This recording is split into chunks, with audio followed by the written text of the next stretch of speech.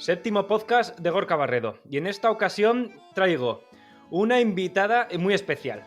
A Verónica, quizás hasta la conozcáis por la ensaladilla rusa del canal, un vídeo que se hizo muy popular. Y después de ello vamos a traer una receta. Vamos a hablar del solomillo Wellington. Una receta que es un poco quizás antigua, pero que queda deliciosa. Soy Gorka Barredo. Y seguro que me conoces de que has visto algún vídeo mío de cocina en Facebook o en YouTube. Más de 3 millones de seguidores en YouTube y más de 9 en Facebook. Es muy probable que de una u otra manera hayas visto alguno de mis vídeos de cocina. Y ahora me he animado con los podcasts. ¿Y sabes por qué? Porque me encanta la radio y porque mi voz, al final, os encanta también a vosotros. Venga, comenzamos. Es licenciada en Administración y Dirección de Empresas. Trabaja conmigo en mi proyecto desde el año 2019. Me ayuda en la producción de los vídeos. Y por si fuera todo esto poco, lleva aguantándome como pareja desde el año 2010. Ella es Verónica Redondo. Hola Verónica, ¿qué tal estás? Hola Gorka, buenos días, ¿qué tal? Uy, qué bien se te oye, ¿eh? Esto no, pero esto no suena igual que cuando estamos en persona, ¿eh? Tienes una voz aquí como más modosita y más dulce, se te oye estupendamente. Muchas gracias. Bueno, hay que decir, tú te acordarás del vídeo que grabamos tú y yo de la ensaladilla rusa, evidentemente sí, ¿no? Sí que me acuerdo, sí. Por Ya aquel hace unos entonces, años, de en el aquel año vídeo. 2000, en el año 2017, y hablo de memoria, pero tú por aquel entonces vivías en Palencia, yo vivía en Ujú. Vitoria y aprovechaste un fin de semana o un puente a hacerme una visita y ya me acuerdo que grabamos un vídeo. ¿Tú sabes cuántas visitas tiene ese vídeo? Pues el número exacto no lo sé. La verdad que no. ¿Cuántas visitas? Yo sí, 1,5 millones pasadas. Jolín, se dice No, pronto. no está nada mal para ser tu primer y de momento único vídeo que has hecho. 1,5 millones. Cualquiera que no lo haya escuchado o haya visto el vídeo, yo le animo a que lo haga, lo puede buscar. Ensaladilla rusa en que viva la cocina. Estamos Verónica y yo, lo narramos juntos y la verdad que a la gente, me alegro, le hace mucha gracia. Y bueno, hoy Verónica, te he traído aquí pues porque vamos a hacer unas galletas de jengibre, que de hecho las vas a hacer tú porque las hiciste justo antes de Navidad. Ahora estamos grabando esto, ya es enero, pero los hiciste justo antes de Navidad y a mí me sorprendió lo bien que te quedaron, porque al final hacer unas galletas con estos ingredientes no es nada fácil. Yo no soy repostero, no se me da muy bien tampoco la repostería, pero es que esas galletas estaban deliciosas. Y yo me pregunto, Vero, tú y yo lo sabemos, pero tú decías que no sabías cocinar. No, no sabía cocinar y lo sabes perfectamente, porque para el tema de cocina siempre estás tú.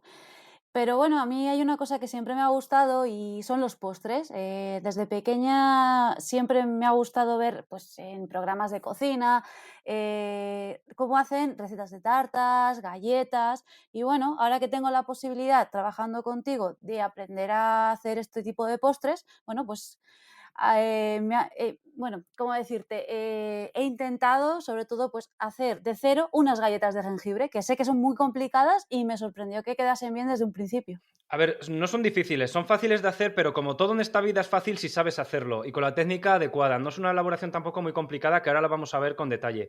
Pero sí que tiene su cosa y te quedaron, me acuerdo, súper esponjosas, nada duras, porque la galleta, el error que se suele cometer es que suelen quedar duras y quedaron maravillosas. El caso no es que tampoco te enseñara yo, porque yo en los postres no tienes más que ver mi canal, pocos postres tengo subidos, no sé hacerlos. Pero es que tú, es la primera vez que las haces desde cero, unas galletas cualquiera, no solamente de jengibre, cualquiera, y vas y las niquelas, las petas. De hecho, por aquel entonces teníamos también trabajando a Víctor, a nuestro fotógrafo, que ya no está con nosotros desgraciadamente, pero me acuerdo que también las probó y se quedó igual de sorprendido que yo. Sí, sí, yo me acuerdo perfectamente que se acabaron de hacer las galletas, se fotografiaron y cuando me quise Y dar cuenta volaron. no quedaba ni una. No Digo, y quedaba yo ni me una. quedo sin probarlas. Buena señal. No hace falta que nadie te halague con ello cuando solamente ves que te quedan las migas en el plato, que no ha sobrado Sí, sí, sí, la verdad absolutamente que nada. da gusto. Bueno, pues oye, cuéntanos un poquito las galletas de jengibre, ¿cuál es su historia? ¿De dónde proceden? Cuéntanos. Pues Gorka, ¿sabías que el antecesor de las galletas de jengibre es el pan de jengibre?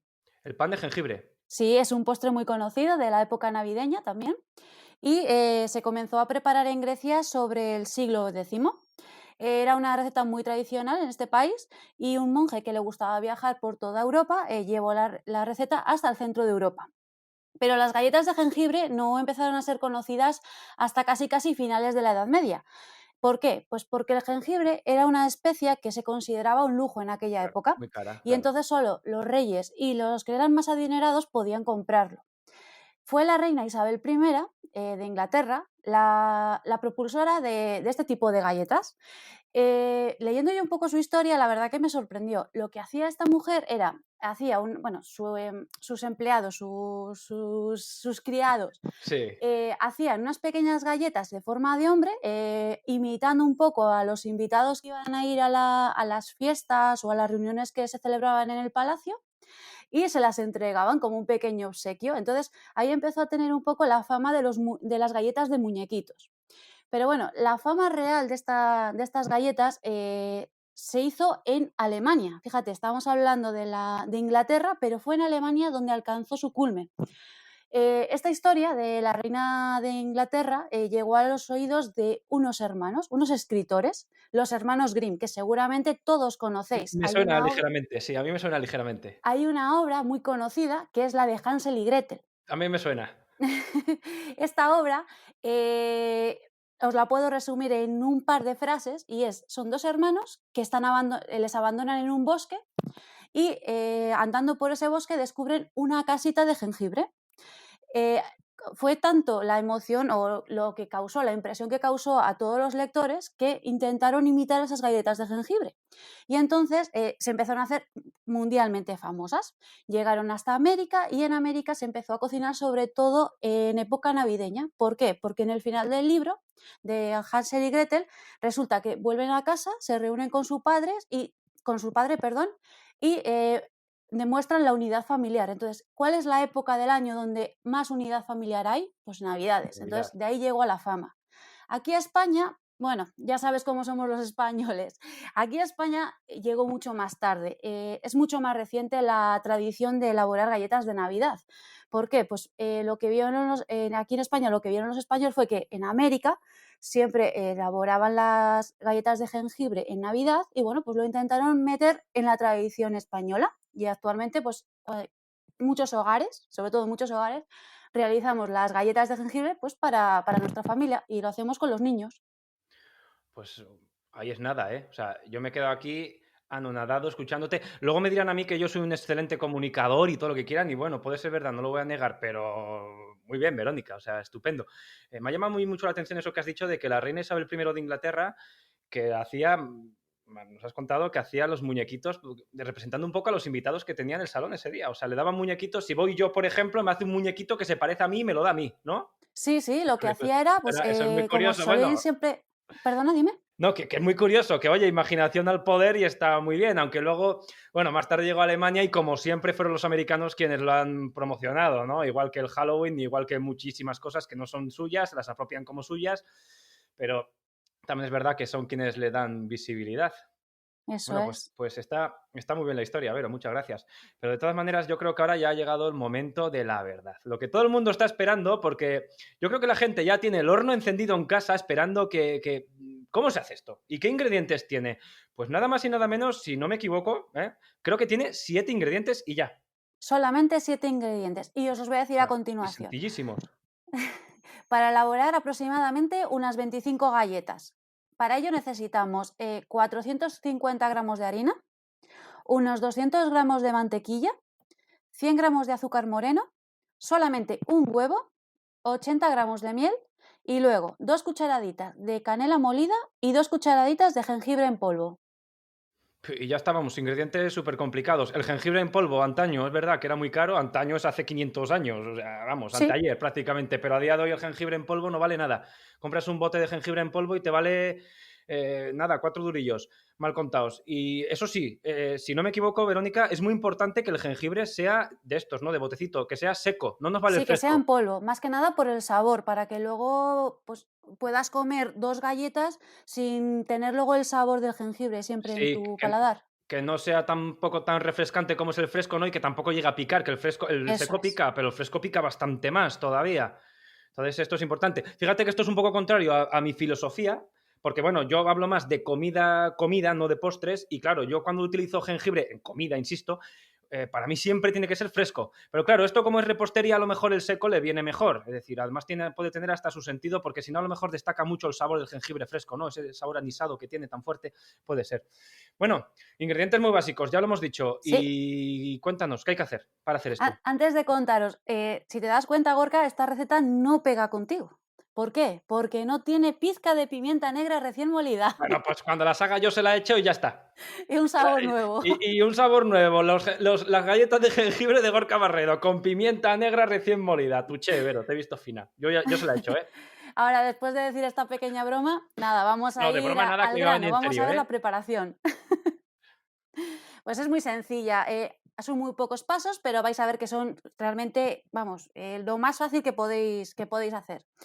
Lo primero, en un bol, ponemos la mantequilla a temperatura ambiente. Eso es importante, tiene que estar la mantequilla casi caliente. Y luego también añadimos ya el azúcar moreno. Entonces, con ayuda de una batidora de varillas o con un robot de cocina, que seguramente muchos lo tenéis en casa, batimos ambos ingredientes. Y de este modo obtenemos una mezcla con un aspecto muy esponjoso y que tenga un tono un poco pálido. Y es importante que la mantequilla esté a temperatura ambiente, es decir, derretida del microondas no nos sirve. Tiene que ser mantequilla No, ambiente. La eso es. típica, la típica textura de pomada que se conoce, ¿no? Tiene que ser así. Exacto, Eso es para que importante. luego la mezcla final sea esponjosa. Claro, claro, sí, sí, si la añades derretida, esponjosa no te va a quedar. O sea, a temperatura fría de nevera tampoco, tiene que ser a unos 20 grados más o menos, ¿no? Exacto. Vale, entonces es añadir estos dos ingredientes, la mantequilla y el azúcar moreno, y remover bien, o batir, mejor dicho, bien, bien, bien, hasta que obtengamos una masa esponjosita y de un tono pálido. Ujú. ¿Y luego qué hacemos? Después de esto ya agregamos el huevo y luego volvemos a batir. Esto siempre va a ser batir, batir. Añadir, batir, añadir, batir. Exacto. Después añadimos la miel y volvemos a batir y así obtienes ya más o menos una mezcla homogénea. Esto, Verónica, es importante. No nos vale echar todo a la vez y empezar a batir, sino primero la mantequilla y el azúcar y batir, después el huevo y batir, y después la miel y batir. No, nada de Exacto. echarlo todo a la vez y batir, ¿no? Eso es. Vale, que al final en los pequeños detalles está la diferencia entre que una galleta te quede esponjosa y rica y te quede dura como una piedra. Eso es Ujú. importante. Vale, de acuerdo. ¿Y luego? Después ya hemos acabado con los ingredientes que son un poco más líquidos y vamos a empezar con los sólidos, que sería la harina, la canela y el jengibre. Bueno, pues cogemos un colador y en ese mismo bol tamizamos la harina.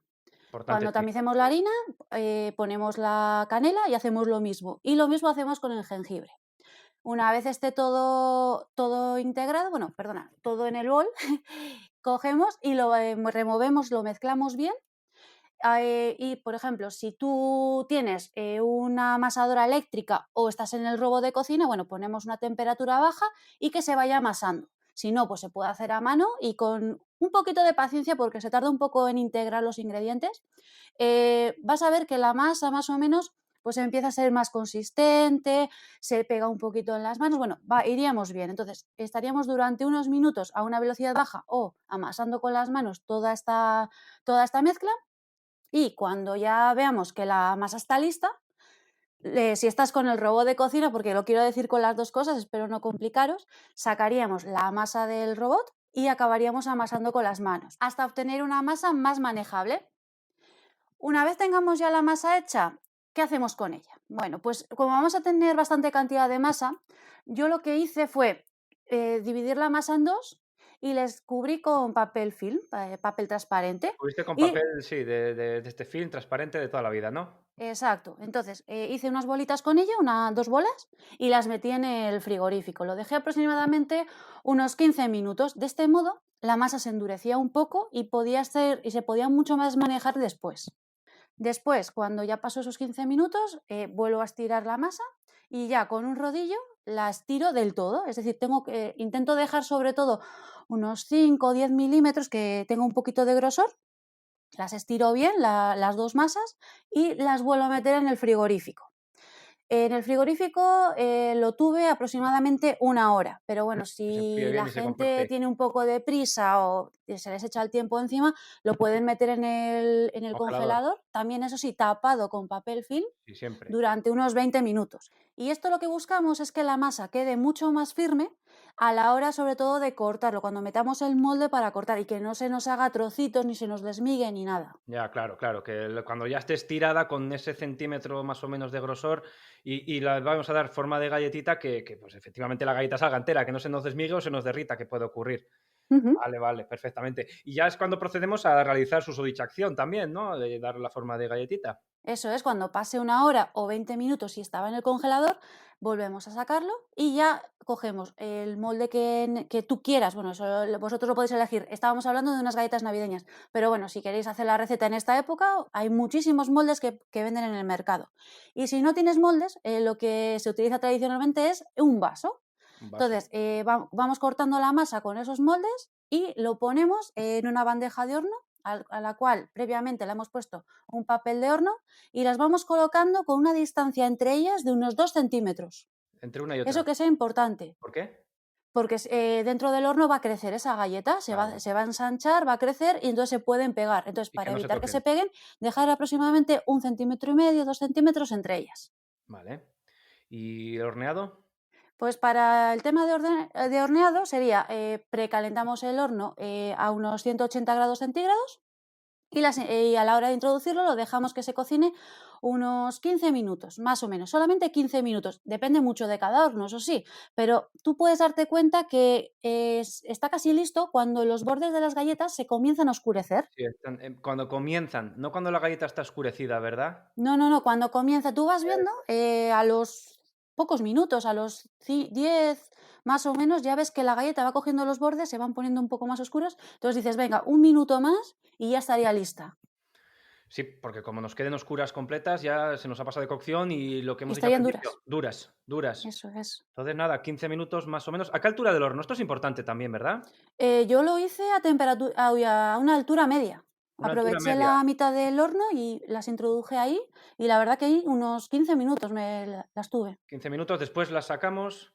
Aquí es donde ya empieza lo difícil. Cuando ya están hechas hay que sacarlas. ¿Por qué? Digo, a mí me pasó. Porque hay que esperar a que se enfríen. Y todos están deseando ahí meter la zarpa y no dejar ni la cabeza del pobre Sí, sí, muñequito sí, de estaban muy jengibre. Pero calientes. están muy calientes, pero mejor si tenemos un poquito de paciencia, ¿no, Vero? Y esperamos a que se enfríen, porque es que encima, al principio, cuando salen del horno, sí que es verdad que parece que están un poco más duras de lo que después quedan, porque se Sí. enfrían y entonces es cuando de verdad se quedan esponjosas y deliciosas. Mejor esperar un poquito, ¿verdad? Ujú. Eso Incluso es. tenemos una Y desgracia. bueno, se puede después, esperamos aproximadamente, yo creo que otros 15 minutos y ya se han enfriado. Pero bueno, yo, por ejemplo, siempre intento esperar un poquito más porque queda algún resquicio ahí de calorcito. Entonces, aconsejo que media horita, más o menos, porque puedes Tampoco es servirlas tanto tiempo. directamente o, si tú quieres y quieres seguir la tradición navideña, nos pondríamos a decorarlas. Bueno, pues, a ver, al final parece que tiene mucho intríngulis, pero es bien sencillo. Si 7 ingredientes contados. ¿Te atreves a hacer un resumen rápido, Verónica, de cómo se hacen? Así muy rapidillo. Sí, sí, serían 7 ingredientes en el cual, primero, en un bol ponemos la mantequilla a temperatura ambiente y el azúcar moreno. Batimos. Una vez esté ya integrados estos ingredientes, añadimos el huevo. Volvemos a batir.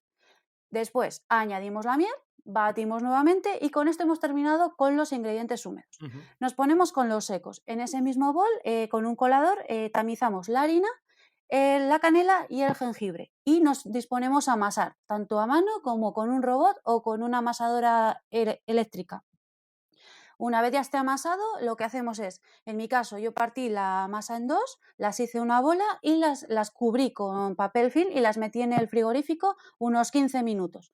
Cuando ya pasó ese tiempo, la saqué, lo estiré con el rodillo, dejando aproximadamente unos 5 milímetros, 10 milímetros de espesor y las volví a introducir en el frigorífico. Ujú. Ya cuando pasó esta horita, ya me dispuse a cortarlas con los moldes, las puse en la bandeja de horno, lo introduje en el horno a unos 180 grados centígrados y se estuvieron cocinando unos 15 minutos. 15 minutos, retirar, esperar, que eso es lo más difícil, Eso a que se es. enfríen y ya entonces sí que podemos degustar. Doy fe de que estaban deliciosas, así que si os animáis. Oye, Vero, a lo mejor tú también te tienes que animar a grabarlas en vídeo y hacer tu segundo vídeo. A ver si tú Bueno, superas bueno. ese 1,5 millón de reproducciones de la ensaladilla rusa. Pues si a la gente le gusta, que nos lo haga saber y a lo mejor puede ser la receta estrella de las Navidades del 2020. Yo 22, perdón. yo Yo me lo apunto. Pero bueno, de momento, Verónica, te doy las gracias por haber venido aquí. Yo creo que no va a ser la última vez y nada, muchas gracias nuevamente por estar aquí. Gracias a ti. Y nos veremos esta noche en la cama, nena. Pero bueno, de cara a nuestros espectadores, nos escucharemos en algún futuro podcast. Muchas gracias. Muchas gracias, Gorka. Bueno, y después de esta deliciosa receta que acabamos de preparar como postre, pues nos vamos a adelantar. Empezamos con el postre y ahora vamos a ir con el segundo plato. Pues esto es así. Bueno, hoy va un poco todo navideño, aunque no tiene por qué, porque yo al final estas cosas, a mí me gusta algo. A mí me encanta, por ejemplo, el cerdo, el cochinillo asado. Es una delicia para mí. ¿Qué pasa? ¿Que solo la tengo que comer en Navidad? Pues no. Ahora que estoy en enero, la como ahora y me sabe tan rica. Lo mismo pasa con las galletas de jengibre y lo mismo pasa con el solomillo Wellington, que es la receta que vamos a ver ahora, con los cortecitos de vídeo que ya estamos acostumbrados todos. Es una receta un poco, pues quizás antigua, no vamos a decir lo contrario, pero es una receta que queda maravillosamente rica y sobre todo muy original. Las recetas de Gorka Barredo. Para quien no lo conozca, el solomillo Wellington es una elaboración que consiste, pues evidentemente, en un solomillo que generalmente es de ternera, pero que no tiene por qué ser de ternera. Bueno, el caso es que está envuelto en una duxelle, en paté, en jamón y en una masa de hojaldre. Y decimos aquí, madre mía, ya empezamos. Una que ha dicho, una duxelle. ¿Qué es una duxelle? Tecnicismos culinarios. Da igual. Una duxelle es un picadillo de cebolla y de champiñones. Ya está, eso es una duxelle. Pues bueno, eso es lo que es un solomillo Wellington. Hay que decir que este solomillo sí que tiene su miga. Hacerlo bien no es fácil, pero yo como siempre intento coger una receta fácil y hacerla fácil. Pero si es complicada, como es el caso, intento facilitar el trabajo, como es el caso de este solomillo Wellington. Podemos decir, de hecho, que es un solomillo Wellington versión Gorka Barredo, ¿no? Bueno, atención que empezamos al meollo ya. Ingredientes para 4 personas. Vamos a necesitar un solomillo de 400 gramos, que puede ser de ternera, como ya he dicho antes, que la versión original es de ternera, pero también puede ser de cerdo. Sin problemas, que la ternera no está como para andar con desembolsos, no, es muy cara. Entonces, un solomillo de 400 gramos. Una masa de hojaldre, mejor comprada. Os podría enseñar cómo hacer una masa de hojaldre, pero también tiene su miga. Hacer una masa de hojaldre desde cero es complicada. Entonces, la compramos y nos quitamos eso. Vamos a necesitar además 50 gramos de paté.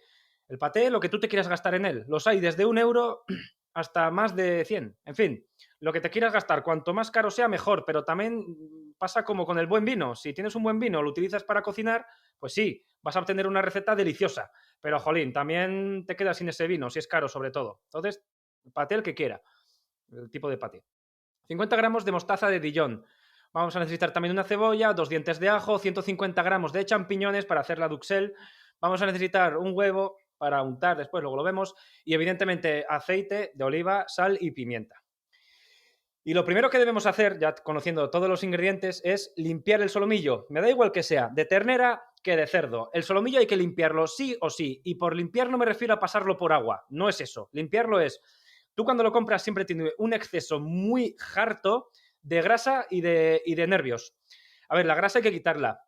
Si dejas alguna veta de grasa no pasa nada. De hecho, le va a venir hasta bien, un poquito. Que tampoco nos quede más seco que yo que sé que, ¿no? Pero los nervios sí. Los nervios hay que quitárselos todos. Porque si no, luego nos los vamos a meter en boca y te vas a encontrar la mordida. ¡Ñac! Está duro, desagradable. Nervios fuera. Grasa, buena parte, no toda. Con un cuchillo muy afilado, eso es muy sencillo. Ojalá tuviera aquí un vídeo que lo enseñaba ahora mismo. Coges la grasa con los dedos índice y pulgar de la mano izquierda, si eres diestro, y con la diestra coges el cuchillo y lo levantas bien la grasita y vas cortando. Tras, sale muy fácil. Sin más, esa es la dificultad que tiene, ninguna. Una vez que ya hemos limpiado el solomillo, que no es pasarlo por agua, ya lo hemos visto, vamos a salpimentarlo. Y cuando ya lo tenemos salpimentado, es donde empezamos ya con la cocción, como tal. Vamos a sellar el solomillo. Lo escuchamos. Una vez que lo tengamos vamos a sellar el solomillo, es decir, que lo vamos a introducir en una sartén a fuego muy fuerte y sin una pizca de aceite.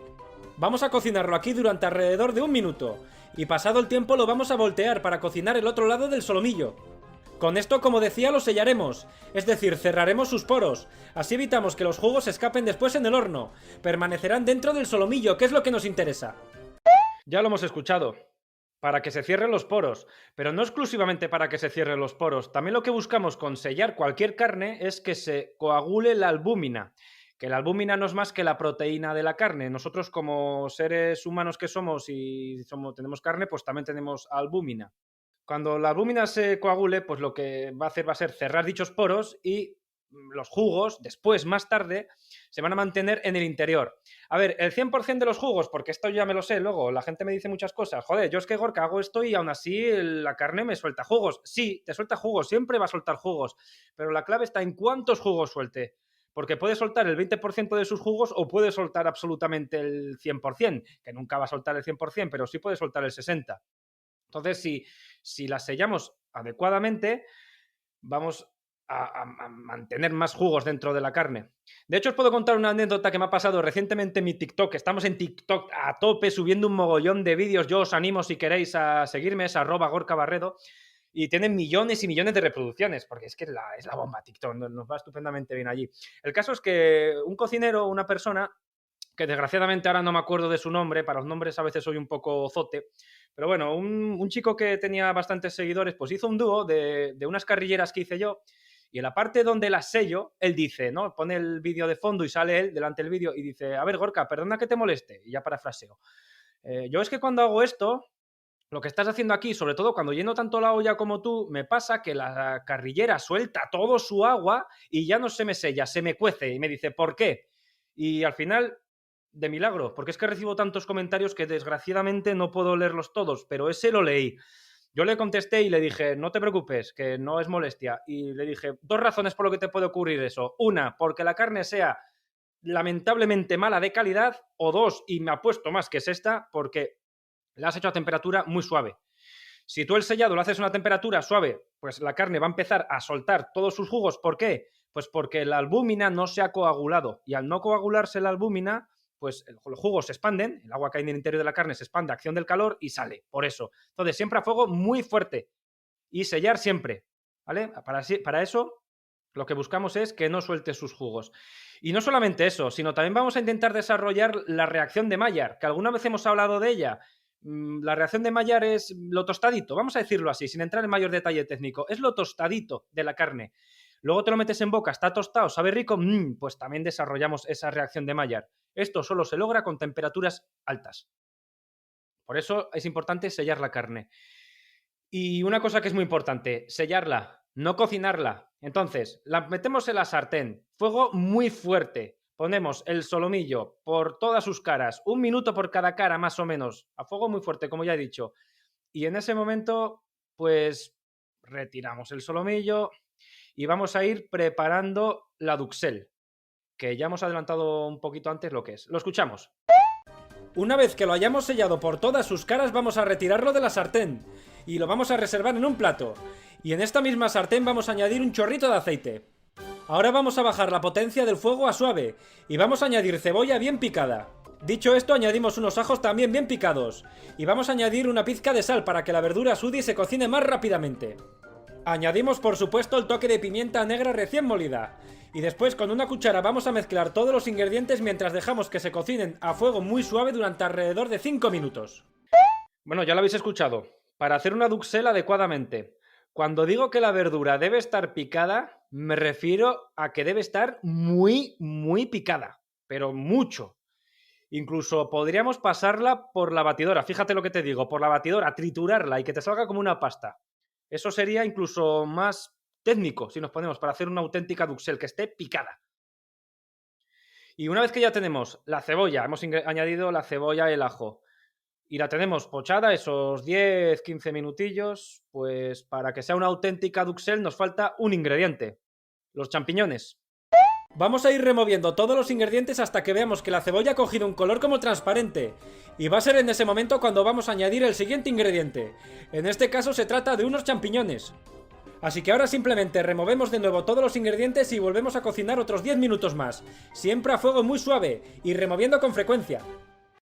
Hay que tener en cuenta aquí una cosa, que lo he dicho muchas veces en YouTube, pero aquí en los podcasts no me acuerdo si lo he dicho alguna vez o no. Bueno, el caso es que los champiñones menguan un montón, pero muchísimo. Por lo mismo que antes, están compuestos en su mayoría por agua, sueltan el agua y se hacen pequeñitos, pues eso es normal. Por esa razón también podemos permitirnos el lujo, si queremos, de echarlos en trocitos más grandes. Si queremos. Dicho esto, ¿los quieres triturar también en la batidora? Puedes hacerlo. De hecho, las duxelles más técnicas, el champiñón está también súper trituradísimo. A ver, a mí a lo mejor no me gusta triturarlo tanto porque me gusta luego encontrármelo, ¿no? Que tenga un poco de mordida. Pero ya tú en casa hazlo como quieras. Al final hay que decir que la duxelle es eso, una pasta. O sea, si yo te digo, a mí me gusta que tenga mordida, pero si tú la trituras, hasta eres más técnico, lo haces mejor que yo, según los libros de gastronomía, por supuesto. Bueno, el caso, que ya hemos añadido los champiñones, no es más que remover y cocinar esto, pues, qué decirte, 5 minutos, más o menos. Tampoco hace falta sacar el cronómetro. Nos guiamos un poco del ojímetro. Cuando el champiñón se haya oscurecido y lo veamos que está ya bien cocinado y que haya menguado algo, pues ahí ya lo tenemos. Y una vez que ya tengamos nuestra duxelle hecha, que ya has visto, aunque sean nombres raros, no es más que cebollas, un poco de ajo y champiñones. Pues es cuando nuestro plato ya poco a poco va a ir tomando forma. ¿Lo escuchamos? Una vez que lo tengamos, vamos a colocar toda esta mezcla sobre una masa de hojaldre. Ahora, con la ayuda de una cuchara, vamos a extender todo esto por el centro de la masa de hojaldre. Y encima vamos a colocar el solomillo, que recuerda que lo habíamos reservado en un plato. Previamente lo he untado bien de mostaza, de Dijon y de un buen paté de pato. Estos ingredientes le van a dar un toque brutal. Venga, en una masa de hojaldre cuadrada vamos a poner esta duxelle y sobre ella ponemos el solomillo. El solomillo ya lo has escuchado. Está untado con la mostaza de Dijon y con el paté. El paté solamente podemos untarlo en el solomillo si utilizamos un paté, y vamos a decirlo así porque es verdad, si es de, entre comillas, porque es verdad medias también, pero si es de mala calidad. Podemos emplear también un foie gras de muy buena calidad, que es duro. No, el foie gras de buena calidad tampoco es para cortarlo y meterlo en pan y ingerirlo, ¿no? Este paté es más duro, este es más para cocinar y este es de muy buena calidad, pero claro, el precio ya os podéis imaginar, también se dispara un poquito. Pues en vez de untar el solomillo, lo que se puede hacer es, lo cortamos como rebanaditas y lo ponemos encima de la duxelle. No untamos el solomillo con el paté, sino lo ponemos encima. También sería otra opción. Sea como sea, ya sería poner el solomillo, poner el foie gras o el propio paté y después envolvemos todo este conjunto con el hojaldre.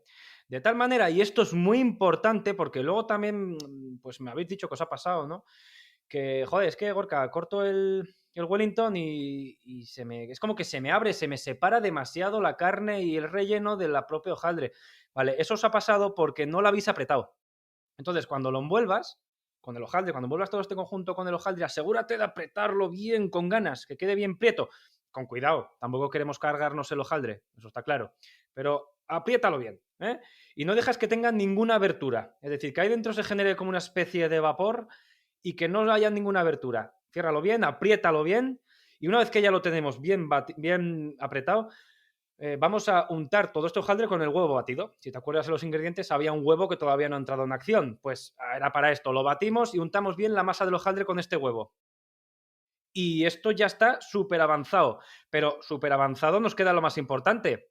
El horneado, que aquí se nos puede ir todo al garete si no lo hacemos adecuadamente. Lo escuchamos. Ahora simplemente lo metemos al horno previamente calentado a 200 grados centígrados y lo vamos a dejar ahí durante alrededor de 40 minutos más o menos, hasta que el paquetillo coja color dorado. Bueno, aquí os he dado un tiempo aproximado de horneado, pero es que depende también de muchos factores. Sobre todo del tipo de carne que estemos empleando, que puede ser de cerdo o de ternera, y también depende, evidentemente, del gusto personal y del punto de la carne. Vamos a verlo con un poquito, voy a comentarlo con un poquito más de detalle. A ver, por ejemplo, si a nosotros nos gusta el solomillo bien hecho, de ternera, pues si nos gusta bien hecho, la temperatura habría que bajarla de 200 grados a 180, pero los tiempos habría que aumentarlos de 45 a 50 minutos. Con esto obtendremos un solomillo bastante hecho en su interior. Ojo, que no seco, hecho, simplemente, es decir, eliminamos lo rojo, ¿vale? Si por el contrario sí que nos gusta menos hecho, es decir, rojo, yo soy partícipe de esta opción, pues la temperatura habría que subirla, unos 220 grados centígrados y vamos a dejar cocer, eso sí, menos tiempo, unos 30 minutos, algo así, 30-35 como mucho, no más, porque entonces ya se nos pasa. Y luego, ¿y si el solomillo es de cerdo? Para mí aquí solo hay una opción, y es Cocinarlo, es lo que he dicho en el vídeo, de hecho, es cocinarlo a 200 grados centígrados durante 40 minutos. En este caso siempre nos va a quedar el solomillo bien hecho en su interior, que no seco. A ver, el cerdo poco hecho no mola, entonces es lo adecuado. Si lo hacemos de cerdo, 200 grados centígrados durante 40 minutos. Esa es la opción que digo en el vídeo, y no hay otra. Poco hecho el cerdo, pues ni la textura es buena y encima puede ser hasta peligroso para la salud. Cada vez menos porque la carne que nos llega a nuestras casas ya está muy tratada y está muy cuidada, ¿no? Pero aún así la textura del cerdo encima no se digiere bien tampoco, que esté hecho en su punto. 200 grados centígrados durante 40 minutos. Y en fin, con esto ya tenemos una receta para quedar como un auténtico señor, que ya os lo he dicho, puede ser navideña o no. De hecho, a mí me ha dado un antojo de hacerlo que no os hacéis una idea. Yo creo que en mi casa la voy a hacer, pero no tardando. Bueno, ya para acabar con esto, vamos a ir con el resumen, que es este, muy sencillo. Lo primero, súper importante, vamos a limpiar y a salpimentar el solomillo y a sellarlo y a reservarlo, que por cierto, no lo he dicho, pero si quieres hacerlo con lomo también se puede hacer. Yo lo dejo ahí. Venga, seguimos. En la misma cazuela ponemos la cebolla y el ajo muy picado y lo vamos a sofreír durante 5 minutos o 10 minutos, poco tiempo. Después agregamos los champiñones y dejamos sofreír otros 5 minutos. Ya tenemos la duxelle con todo esto. Agregamos esta duxelle sobre una masa de hojaldre y sobre la duxelle añadimos el solomillo que ya está untado en la mostaza y el paté. Acuérdate que también te he dado el truco de que si el paté es de muy buena calidad puedes ponerlo directamente sobre la duxelle y no untar el solomillo. Es otra opción y técnicamente si nos ponemos muy rigurosos se hace así. Acabamos con todo esto encerrándolo bien en la masa de hojaldre y finalmente horneamos. Ya hemos dado los trucos de horneado. Si es de cerdo son 200 grados unos 40 minutos. Si es de ternera y lo queremos muy hecho, bajamos la temperatura a 180 grados centígrados durante unos 50 minutos. Y si es de ternera también, pero lo queremos poco hecho, subimos la temperatura a 220 grados, 220, 30 minutos. Y chimpún, de verdad, receta para quedar como un auténtico señor. Una maravilla. Bueno, y ahora vamos con vuestras preguntas y respuestas, que os voy a decir que ya las echaba de menos. Así que venga, a ello. Vuestras preguntas. Gorka responde. Leonardo me dice, hola, ¿en qué placa cocinas? ¿De qué diámetro es? Es que quiero comprar una y parece ver que la tuya, pues que es grande. Él se refiere a la que utilizo para los vídeos, porque yo para uso personal pues tengo una placa de inducción pues de toda la vida, ¿no? La marca, yo voy a decir marcas, ¿vale? Luego cada uno, ¿qué tal? La mía se llama Clatronic, Clatronic, que a lo mejor ni os suena, pero bueno, para estas cosas es relativamente famosa. Tiene sus usos. A ver, si tú la vas a utilizar en tu casa, no tiene mucho sentido que la tengas, salvo excepciones. Y me explico. Por ejemplo, en tu casa no, pero si me voy a un camping, pues lo ideal. A un camping es perfecta. Pero eso sí, ten en cuenta que en el camping tienes que contratar electricidad, que no todo el mundo lo hace. Pero no solamente para eso. ¿Tienes una emergencia en casa? Se me ha roto la vitro. O yo qué sé, cualquier cosa. O tengo una que es una basura, no vale para nada, pero no me puedo permitir el gasto de poner una nueva. Pues la ventaja que tienen es que estas vitrocerámicas portátiles valen 10-15 euros, son muy baratas. Entonces, para ese tipo de emergencias vienen fenomenal. El Rincón del Flamenco me pregunta, con el vídeo del arroz con leche, que ya lo traje al podcast, por cierto. Me dice, ¿con doble cantidad de ingredientes es el doble de tiempo? No. Si hay que doblar ingredientes, es el doble de ingredientes, pero el tiempo es el mismo. Esto vale para cualquier elaboración, ¿vale? No os liéis. Doble de ingredientes no es el doble de tiempo, es el mismo. Fabricio Ortega me dice, genial, se ve muy rico. Y consulta, ¿qué se puede hacer con el sobrante del huevo batido que se usó? A esto se refiere con un pollo frito que apenas acabamos de grabar y en una semana ya tiene más de 500.000 de reproducciones. Una auténtica salvajada, una barbaridad.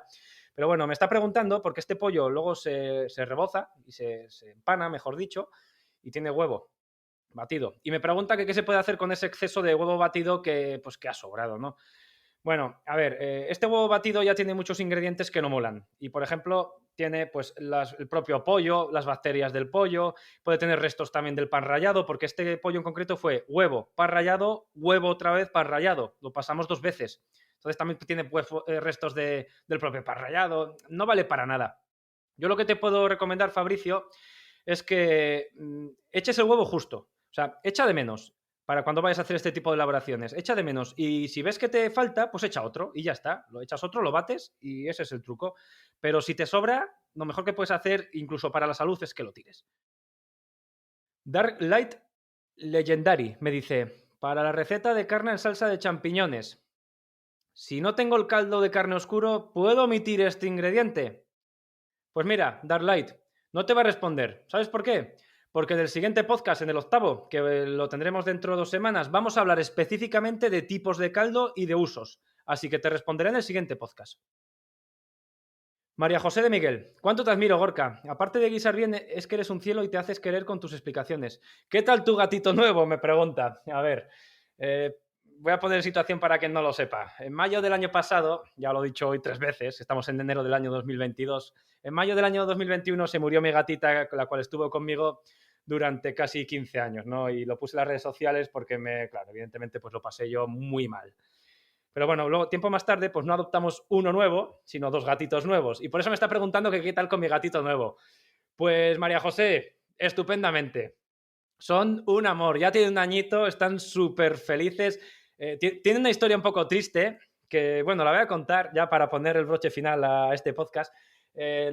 Los adoptamos de una asociación de gatos que hay aquí en Vitoria, pero los encontraron lo clásico, los encontraron en un vertedero, en un contenedor, tirados, recién nacidos, y que estaban a punto de morirse encima en un día de invierno horrible, lloviendo y pobrecitos.